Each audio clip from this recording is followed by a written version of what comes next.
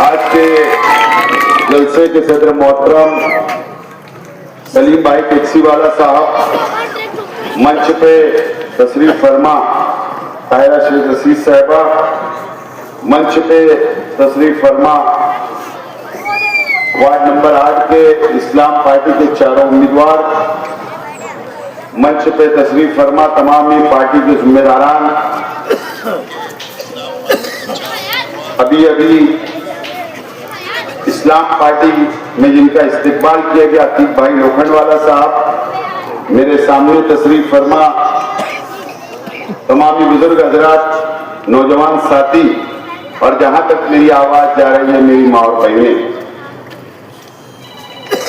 15 जनवरी को कॉरपोरेशन का इलेक्शन है और मैं आप लोगों से अपील करने के लिए यहां पर आया हूं कि 15 तारीख को वार्ड नंबर 8 के चारों उम्मीदवार को इस्लाम पार्टी के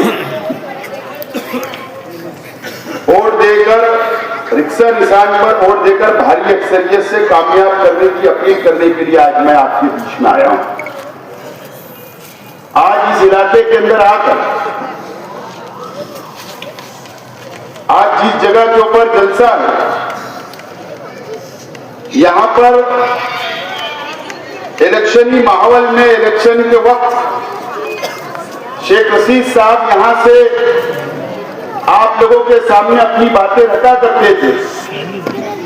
आज शेख रशीद साहब हमारे बीच नहीं है और आज मैं आपसे अपील करता हूं कि इस वार्ड के एक एक नौजवान, एक एक बुजुर्ग, एक एक जिम्मेदार, एक एक मां बहने से अपील करता हूं कि शेख रशीद साहब आज हमारे बीच में नहीं है। शेख रशीद साहब ने जिंदगी के आखिरी वक्त आपके अपने मोहल्ले के अंदर अपनी जिंदगी के आखिरी वक्त शेख रशीद साहब ने गुजारे। आज आपकी ज्यादा जिम्मेदारी है इस वार्ड के एक एक वोटर, एक एक जिम्मेदार की, आप तमाम ही लोगों की जिम्मेदारी है कि अब 15 जनवरी को जो इलेक्शन होने जा रहा है, आपको अपने हाथों में लेकर ये इलेक्शन को लड़ना है और तारीख बनाने का काम आपको करना होगा और ये शहर को ये बताना होगा कि शेख रशीद साहब हयात थे तो कल भी हम शेख रशीद साहब के साथ थे, आज शेख रशीद साहब नहीं है तो भी हम शेख रशीद परिवार के साथ और पार्टी के साथ मजबूती के साथ खड़े हैं। ये साबित करने का वक्त आज आप लोगों पर आया। मैं आपसे अपील करता हूं, ये लड़ाई बहुत बड़ी लड़ाई है, इलेक्शन ये मामूली लड़ाई नहीं है। ये शहर के लिए, यहाँ के मुसलमानों के लिए ये बहुत बड़ी लड़ाई है। आप लोगों को पता है कि पार्लियामेंट का इलेक्शन हुआ, जब से लेकर आज तक मालेगांव शहर को फिरका परस्तों ने निशाना बनाने का काम किया। बीजेपी हो, आरएसएस हो, बजरंग दल हो या गौ रक्षा समिति हो, इन लोगों ने मालेगांव शहर के मुसलमानों को निशाना बनाने का काम किया और सरकार ने भी हमें निशाना बनाने का काम ये 1 साल के अंदर किया है। कौन लड़ने के लिए बाहर निकला? मैं तो इलेक्शन असेंबली का हार गया, मेरी जिम्मेदारी नहीं थी फिरका परस्तों से लड़ने के, ये शहर के साथ खड़े रहने की मेरी जिम्मेदारी सियासी तौर पर नहीं थी, लेकिन उसके बावजूद भी मैं हारने के बाद भी आप लोगों के बीच में खड़ा रहा, शहर के साथ खड़ा रहा और मैं हारने के बाद भी फिरका परस्तों से लड़ने के लिए वक्त पड़ा।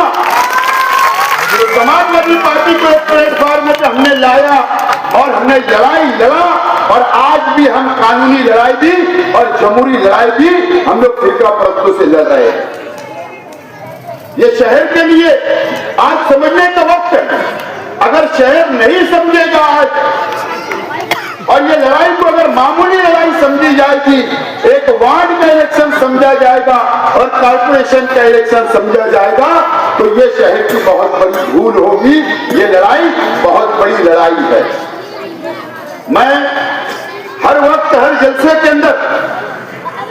एसआईआर के ऊपर बात कर रहा हूं हर वक्त। आज मैं घरों में बैठी हुई मेरी माँ और बहनें, आज मैं उनसे भी 15-20 मिनट बात करने के लिए इस इलाके के अंदर आया हूं।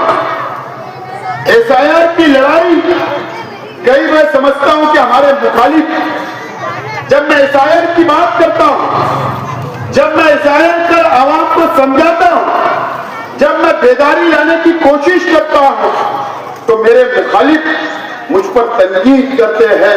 मैं उनको मुबारकबाद देता हूं कि इसी तरीके से तनकीद करते रहे। लेकिन एसआईआर हर हाल में इलेक्शन के बाद इस महाराष्ट्र के अंदर लगने वाला है। सर्वे हर हाल में महाराष्ट्र के एक घर का होगा। सर्वे मालेगांव शहर का एसआईआर का हर हाल में होगा। हम हिंदुस्तान से अलग नहीं है, महाराष्ट्र हिंदुस्तान से अलग नहीं है। 10 रियासतों के अंदर एसआईआर का सर्वे हो गया, 10 रियासतों के अंदर सर्वे हो गया। इससे पहले भी मैंने कहा कि बिहार के अंदर 70 लाख लोगों के नाम सर्वे के अंदर काट दिए गए। 70 लाख लोगों के नाम आज मेरे पास लिस्ट है जो 10 रियासतों के अंदर सर्वे मुकम्मल हुआ। 10 रियासतों के अंदर जो सर्वे मुकम्मल हुआ, तमिलनाडु के अंदर 97 लाख लोगों के नाम एसआईआर के सर्वे में से काट दिए गए। 97 लाख लोगों के नाम।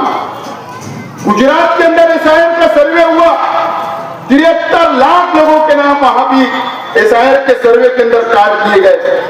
मगरबी बंगाल में हुआ, वहां पर 58 लाख लोगों के नाम काट दिए गए। इसी तरीके से राजस्थान के अंदर सर्वे हुआ, 40 लाख लोगों के नाम एसआईआर के सर्वे में से काट दिए गए। मध्य प्रदेश के अंदर सर्वे हुआ, वहां पर 42,74,000 लोगों के नाम काट दिए गए। छत्तीसगढ़ के अंदर सर्वे हुआ, 27,34,000 लोगों के नाम काट दिए गए। केरला के अंदर 24,08,000 लोगों के नाम काटे गए। पुडुचेरी में 1,03,000 लोगों के नाम काटे गए। इंडोबार निकोबार में 64,000 और लक्षद्वीप में 16,016 लोगों के नाम काट दिए गए एसआईआर के सर्वे के अंदर।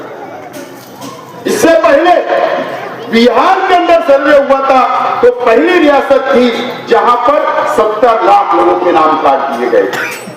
ये 10 रियासतों का सर्वे मुकम्मल हुआ। अब महाराष्ट्र और उत्तर प्रदेश का सर्वे होने वाला है। सर्वे के अंदर शेख आसिफ का भी होगा, आपका भी होगा। एक घर नहीं बचेगा, एक घर नहीं बचने वाला। अगर फिरका परस्त महाराष्ट्र में तो होगा, लेकिन फिरका परस्त अगर हमको 1 साल से पार्लियामेंट के इलेक्शन के बाद से अगर हमको यहाँ के मुसलमानों पर निशाना बना रहे हैं, तो जाहिर सी बात है कि फिरका परस्त मालेगांव का बारीकी से सर्वे करवाए।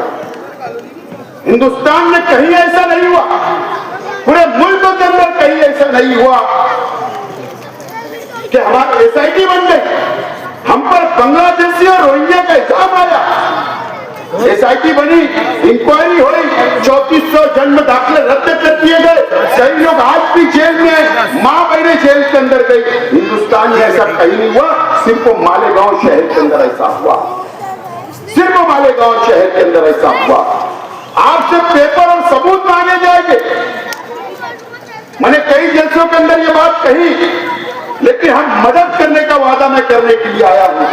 अगर आज मैं वार्ड नंबर 8 में आपसे अगर वोट की अपील करने के लिए आया हूं, ये 4 उम्मीदवार को चुन कर दो, ये कारपोरेटर बनेंगे, या आपके साथ खड़े रहेंगे, आपका एसआईआर का सर्वे कराएंगे, आपको जो पेपर कम होगा ये पूरा करने की कोशिश करेंगे, और मैं इनसे काम लूंगा और हमारे कार्यकर्ता आपके साथ खड़े रहेंगे, शहर के साथ खड़े रहेंगे। ये वादा करने के लिए आज मैं आपके बीच में आया हूं। मैं आज आपके बीच में आया हूं। 2002 की यादी नहीं मिल रही, वोटर लिस्ट कहां से लाओगे, ये बड़ा सवाल है। कहां से लाओगे? अगर हमने सबूत नहीं दिया, सर्वे हमारा मुकम्मल नहीं हुआ, तो जैसा अभी मैंने लिस्ट पढ़कर बताया आपको, 10 रियासतों में लाखों लोग कटे, आपका भी नाम कट जाएगा। फिर क्या होगा? SIR कानून, NRC कानून हमारे पे लागू होगा, NRC। उसके बाद आज सिर्फ 3400 जन्म दाखिले का इंक्वायरी होती है, केसेस बन जाते हैं, जेल चले जाते हैं, और जब NRC आएगा, ये आप मामूली मत समझो, ये NRC की तरफ बढ़ता हुआ कदम DGP का, मोदी सरकार का। जिन लोगों के नाम कटेंगे उनके ऊपर केसेस होगी, इंक्वायरी होगी कि तुम बांग्लादेशी है कि हिंदुस्तानी, तुम पाकिस्तानी हो कि हिंदुस्तानी, कौन खड़ा रहेगा? आज ये बात हमारे मुखालिफ नहीं कर रहे, इस पर बहस नहीं कर रहे, आवाम को सेहतमंद सियासत नहीं बता रहे, आवाम को मालूमात नहीं दे रहे, आवाम को गुमराह करने का काम किया जा रहा है, गुमराह करने का काम किया जा रहा है। हम काम की बात कर रहे हैं, हम आपकी हिफाजत की बात कर रहे हैं, हम आपके सर्वे के अंदर आपकी मदद करने की बात कर रहे हैं, लेकिन हमारे मुखालिफ उनकी तकरीरें सुनो, बांटने की कोशिश कर रहे हैं, मुसलमानों को तोड़ने की कोशिश कर रहे हैं, इसके लिए कि उनको हालात शहर के समझ में आ रहे हैं कि हम बहुत पीछे चल रहे हैं इस्लाम पार्टी से, सेकुलर फ्रंट से। आपने इस्लामपुरे के अंदर जो टिकट बांटा, वहां की आवाम नाराज है, तो गुमराह करने के लिए आप आपस में मुसलमानों को लड़ाओगे। आपने इस्लामाबाद के अंदर गलत टिकट बांटा, तो वहां के आवाम को गुमराह करने के लिए आप तोड़ने की बात करोगे। आप अपना करा हुआ छुपाने के लिए आवाम को गुमराह करने का काम कर रहे हो, आवाम को गलत रास्ता बता रहे हो। आज वक्त इस बात का है कि हम इत्तेहाद के साथ सिर्फ एक कलमा के लिए हम लोग एक हो जाना चाहिए। हम मुसलमान हैं, ईमान वाले हैं, आज हमको इत्तेहाद करने की जरूरत है, और आप इत्तेहाद को तोड़ने की बात कर रहे हो। यही फर्क हमारी पार्टी और आप में है, ये बात आप समझ लो। इनकी हालत खराब हो चुकी पूरे महाराष्ट्र में, MIM पार्टी की हालत पूरी तरीके से खराब हो चुकी है, इनका चेहरा बेनकाब हो चुका है। औरंगाबाद में बेनकाब हुआ, धुलिया के अंदर बेनकाब हुआ, आकमला के अक्कलकोट में बेनकाब हुए, बीजेपी के साथ सदर बल्दिया आपने वोट दिया, आप बेनकाब हो रहे हो। आप परली के अंदर आपने फाइनल बना, फाइनल जैसे वार्ड नंबर 8 का फाइनल है ना, वैसा परली परभनी के परली शहर के अंदर बीजेपी का एक उम्मीदवार, MIM का एक उम्मीदवार, राष्ट्रवादी का एक उम्मीदवार और एक दूसरी पार्टी का 4 का फाइनल बना और एग्रीमेंट हुआ। आपका बेनकाब हो गया आपसे महाराष्ट्र के सामने। इसलिए आप अपनी गलती छुपाने के लिए इस तरीके के मुसलमानों को तोड़ने का काम, बांटने का काम कर रहे हो। आपको अपनी हार नजर आ रही है, ये बात आज साबित हो रही है शहर के अंदर। मैं शहर की आवाम को अपील करने के लिए आया हूँ, शहर की आवाम से मैं अपील करता हूँ कि हमको इत्तेहाद के साथ, हम लोग लड़ने वाले लोग हैं, हमारे पास तजुर्बेकारों की टीम है, हमारे पास सीनियर कॉर्पोरेटरों की टीम है, हमारे पास सीनियर वर्करों की टीम है, कार्यकर्ताओं की टीम है, लीगल सेल हमारे पास है। हम बेहतरीन अंदाज में शहर को साथ लेकर चलेंगे और हम फिरका परस्तों से लड़ सकते हैं। मैं आज आपसे अपील करता हूं कि इस वार्ड के अंदर हमारे चारों उम्मीदवार जो रिक्शा निशान है, कहीं बटने नहीं है। शेख रशीद साहब का फोटो को इस्तेमाल करे, मेरा फोटो को इस्तेमाल करे, कोई कुछ भी बोले, आपको उनकी बातों में आना नहीं है। सिर्फ और सिर्फ रिक्शा निशान पर हमारे इस्लाम पार्टी के उम्मीदवार को लेकर आपको कामयाब करना है। और सामने 7 नंबर फाइनल है, वहां पर समाजवादी पार्टी का हमारा इत्तेहाद है। साइकिल निशान पर वोट देना और शहर में, पूरे शहर के अंदर जहां भी रिक्शा निशान और साइकिल निशान नजर आएगा, आप अपने रिश्तेदारों से बोलिए, वहां पर भी अपील करिए, फोन करिए कि ये शहर को बचाने के लिए कौन खड़ा है, कौन शहर को साथ लेकर चलने की बात कर रहा है। पूरे शहर के अंदर सेकुलर फ्रंट के उम्मीदवारों को चुन कर दो। मुझे उम्मीद है इंशाअल्लाह 16 तारीख को नतीजे आएंगे तो इस्लाम पार्टी और सेकुलर फ्रंट का मेल होगा। बहुत बहुत शुक्रिया। खुदा